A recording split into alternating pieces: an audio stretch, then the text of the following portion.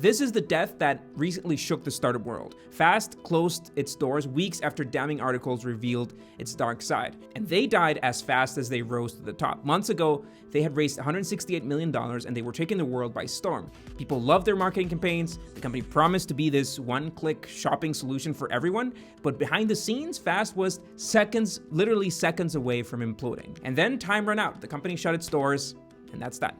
Fast has disappeared, so how did they go from being the talk of the town to nothing in such a short time? Is there more than meets the eye? We have to dive, of course, into Fast. Welcome to Company Forensics.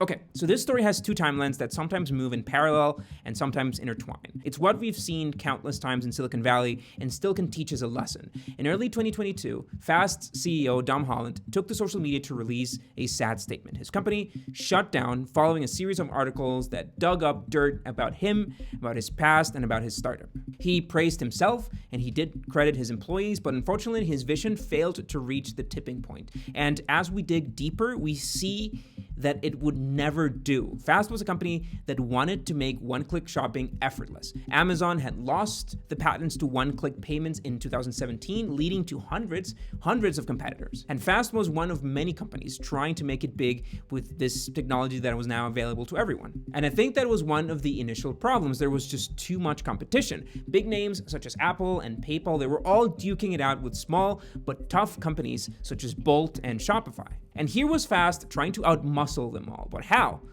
With the CEO. Holland had one goal: to wow the world into believing in Fast. If the startup was going to win this race, it'd be through marketing more than anything else. Order received. He was playing this eccentricity card from the start. Fast was born in 2019 with hoodies from $1 and genius social media. And that's how months later, it had already raised $2.5 million and had no signs of slowing down. And part of this initial success was Holland's storytelling. He used this narrative of his grandmother struggling with online shopping as fuel for Fast. It wouldn't be the only time he'd use that story. Instead, it would be crucial for clearing all the mess up. Besides the emotional aspect, there was the hype. Holland's energy and Holland's charisma were just contagious. A year and a half after the release, the company raised $124 million in 2 rounds of funding. Its valuation had reached close to $600 million. And part of this funding came from Stripe. This is a big name in financial services. And yes, this is a company that could either compete with them or be a great backer to have, potentially even a buyer. So under Stripe's investment, the company went through massive growth, but with a huge problem. Because the product wasn't close to working well. It turns out that all through 2019, Holland had rushed the product to get investors' attention.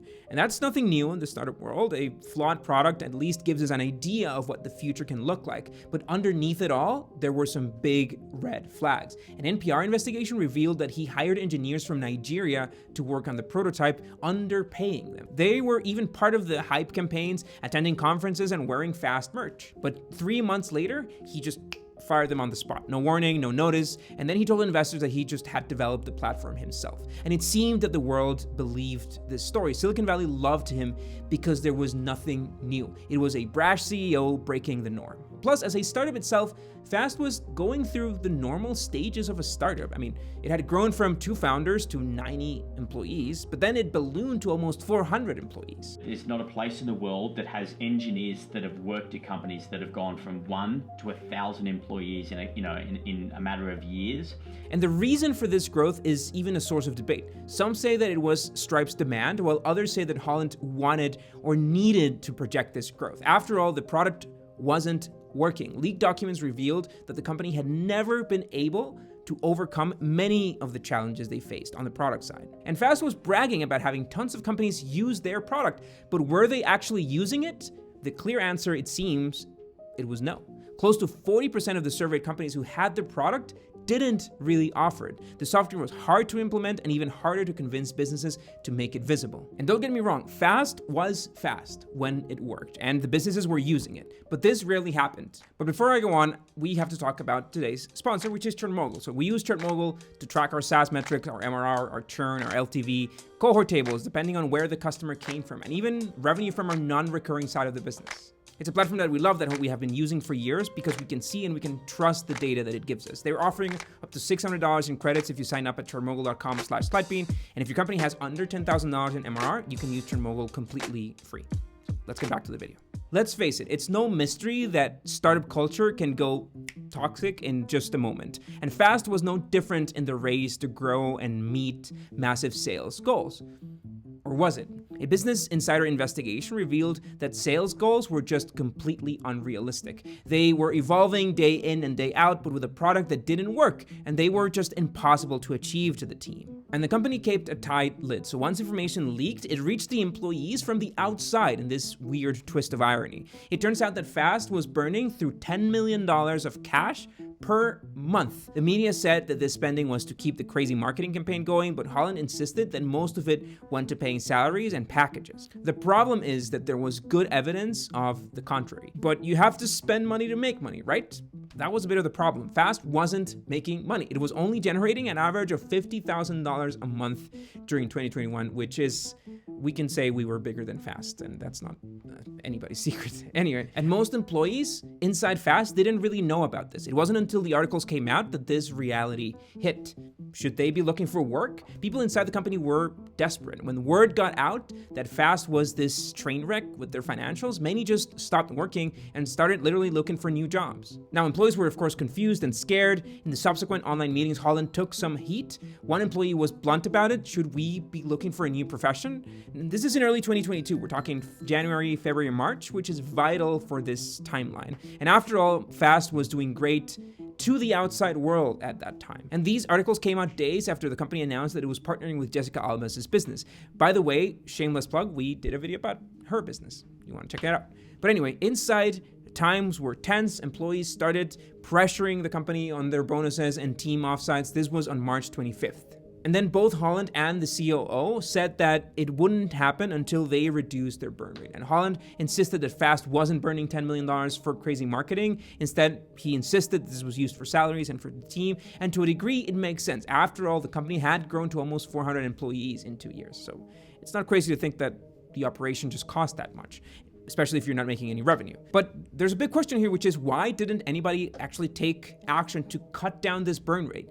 Everybody knew that things were going down the drain. What many companies I've seen assume is that they can just raise the next round. If they keep this a secret, they can find and honestly fool the next investor who will fund their next big round and keep things afloat if they just are able to keep this image. And maybe this is a strategy that Holland was trying to follow. So the company was going down a sea of confusion, and things would even get worse. On April 5th, 2020, Holland had a virtual meeting with all of the company. He logged in, read a statement that the company was shutting down, and he logged off. He gave no chance for questions and made no further comments. When Holland released the statement about the shutdown, it taught us two things. One, that in his eyes, he didn't do a lot wrong. He called himself a trailblazer that failed to reach the finish line. By 2021, as the company rose, Tom Holland was turning from hero to villain.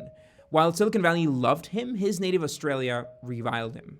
He had created a startup that was the Uber of tow trucks for Australia, but after another brash and a quick rise in popularity, the company found itself in tough times. A legal battle ensued, and it still hasn't paid $4.1 million to small businesses. But Holland blames the Australian government, and it seems that the story doesn't have an ending soon. As far as his bio goes, he used to say that he had experience in logistics and vehicles, but he just didn't mention the startup. It wasn't until the article came out that he finally had to reference it, but he still claimed innocence here. And we could go even further back to the whole Qantas thing. Holland purchased the domain quant.as to prank the national airline by rerouting the website to Virgin Blue, its competition, and then he sold it to a mystery buyer for $1.3 million. All this dirt, of course, adds up to this divisive persona, something that he recognizes. Holland mentioned the problems and challenges with investors and with growth, and he also talks about the burn rate, but he never touches on the faulty product or what he planned to do about it. Instead, he insisted that he didn't do much wrong and a lot right. He managed to bring emotion again as a powerful narrative, and that's how he once again has deflected responsibility. And he's a genius at that. In the end, a CEO with a flawed idea, toxic work culture, and a bold personality comes out almost unscathed. By the way, Stripe has remained silent through all of this, but regardless of what the public says, Fast is a tale of a startup in Silicon Valley. It's 1,000 startups all in one. It made the rights and the wrongs that we all expect and that we see all the time with startups. And in the end, the winner in all of this is really him. Like, not the employees, not the brand, not Stripe. They all lost their money or their jobs. But Holland is a winner. Even with all of this, investors are going to put money into him again. That's just how Silicon Valley works.